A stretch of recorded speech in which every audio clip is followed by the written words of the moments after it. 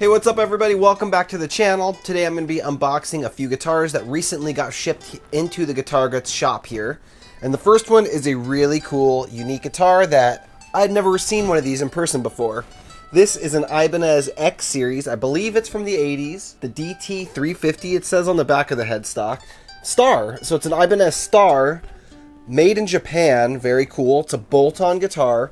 Look at these awesome neon strings. I had always seen these neon strings in magazine advertisements and never seen them in person, but it's got actual Ibanez smooth tune tuners. It's got it's not a Kaler, it's the same bridge that came on I think it's a Pro Rocker or something like that. Same bridge that came on the Pro Series Flying V that I had done, PR 1660 model maybe it was, on episode 20 of Trash to Thrash. So this is a really cool Japanese vintage 80s Ibanez Star. Really sick. So this one here, we're going to be doing some cool stuff to it, including swapping the neck. The new neck has shown up. It's right here. This is a neck off an RG model, and it's a bound neck with the reverse shark fins, or whatever they call them. Actually, they're not even reverse, they're standard. Whatever Ibanez calls those inlays. Feels like a real nice 90s. This is a made in Indonesia from an RG5EX1 neck. Looks like a really nice neck. The only one problem I see with it is, and this is, I just opened this guitar up, so I do see a problem here. This neck is a 24 fret neck. This guitar only has a 22 fret neck on it right now, so that means that the 24th fret is going to extend past to where the neck pickup is. We're going to have to do something here. If anyone out there has any experience trying to fit a 24 fret neck onto a 22 fret or 21 fret guitar even, let me know your experience down in the comments section, or if you've thought about this before and you got some tips for me, I'd like to hear them. But I haven't even told Clint about this yet, who sent this stuff into me, because I'm just taking a first look at it right now. So I got to contact him and see what he wants to do about this. But basically, you'll see here the 12 frets are lined up. The nuts are lined up, so they're the same scale length, the two necks. But then we got an extra 2 frets down there. And the real problem comes on the back of the guitar, because when you flip it over here, if you were to align the two 12th frets, the holes aren't even going to be close. This thing's going to need to sit like way down here into the body. And if you look at the contour of the neck, this shape here is not going to look good sitting above the neck heel. So the neck pocket, I should say. So that's not even going to want to sit in there. We're probably going to have to just get a different neck or stick with this original neck. But he really wanted a binding on it. I was originally going to add a binding to the headstock. That's not too big of a deal. But maybe we're going to have to keep this neck and add a binding to that. That's a lot of work. We're going to also have to refret it. So we'll have to see. I'm not exactly sure what Clint's going to want to do about that. Other than that, yeah, it's an Ibanez Pro Rocker. That's what that bridge is called. And we might swap it out. We might keep it. I don't mind these bridges. I think they're decent. But if you guys have experience with them or know an easy swap for them, again, let me know down in the comments section. I'd love to hear if you guys have experience rebuilding something like this. I think on the old Pro Rocker Flying V that I did before, I kept the same Pro Rocker bridge on it. I didn't swap it out for anything else. It seemed decent, seemed pretty solid, and it's unique and interesting. So I don't know how good or stable it is, but hey. We're going to also be adding a Goto battery box and EMG pickups to this guitar. We're going to refinish it in a brand new deep black gloss, but here's the cool kicker. The EMGs are actually going to be in white with, I believe, new white ivory knobs and possibly even white pickup rings. I'm looking here on my estimate here. I don't see any notes about the white pickup rings, but got to double check that and see if that's what we're doing, because that would be cool. We'll also be relocating the output jack down like a Rhodes is. So I don't know. I got to double check with him if he means like way up here, because that's pretty tricky. But doing it down here or down here would not be a problem. That's like right there next to that cavity.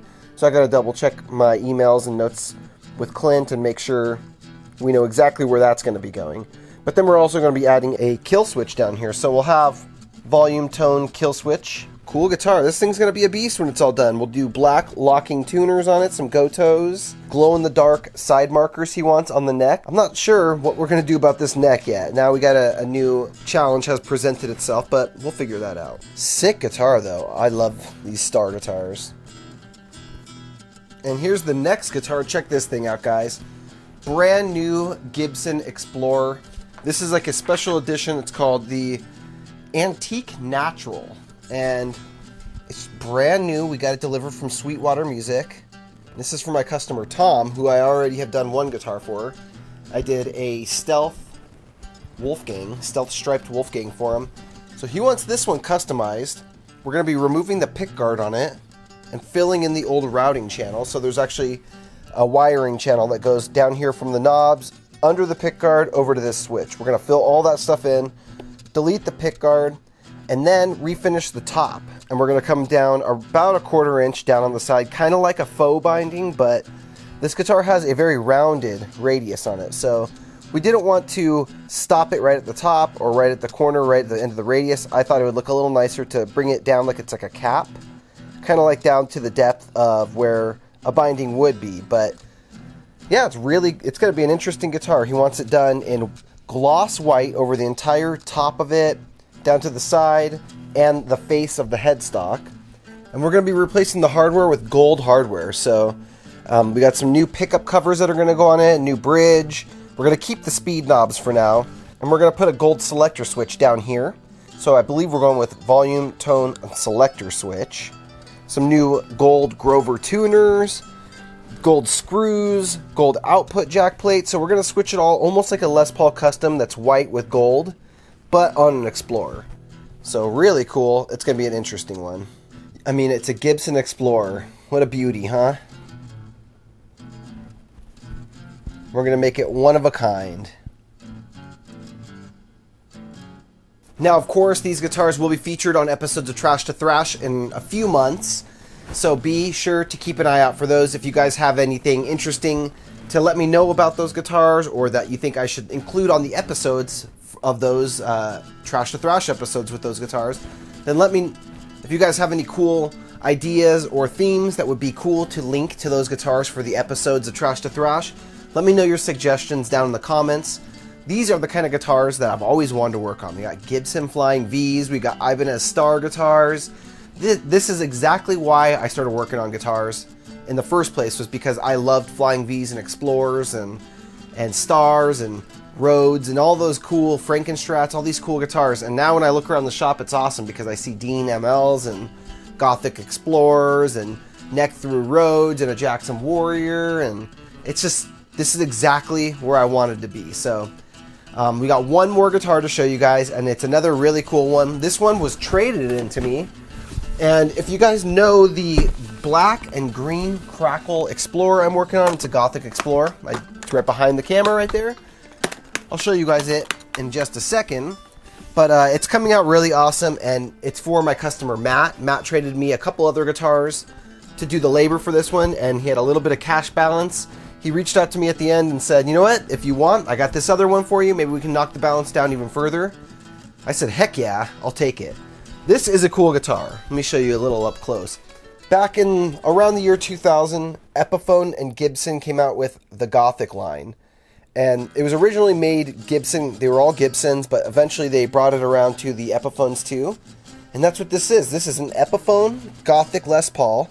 So it's got like a matte black finish, gloss black accents and hardware and stuff. Really sick guitar. I love these. I've done a couple Gothic Explorers now, including the one I'm working on for him, and the Rusty Explorer. They have the Roman numeral 12 on the 12th fret. The what is it, Gothic cross up there on the headstock with the Gothic blacked out logo. Really cool guitar. These were so cool. They made the SG, the Les Paul, the Explorer, the Flying V. They might have made a Firebird at some point. I'm not sure, but I know they definitely made those other four. And this one has a Seymour Duncan. It looks like it's a Black Winter humbucker in it. So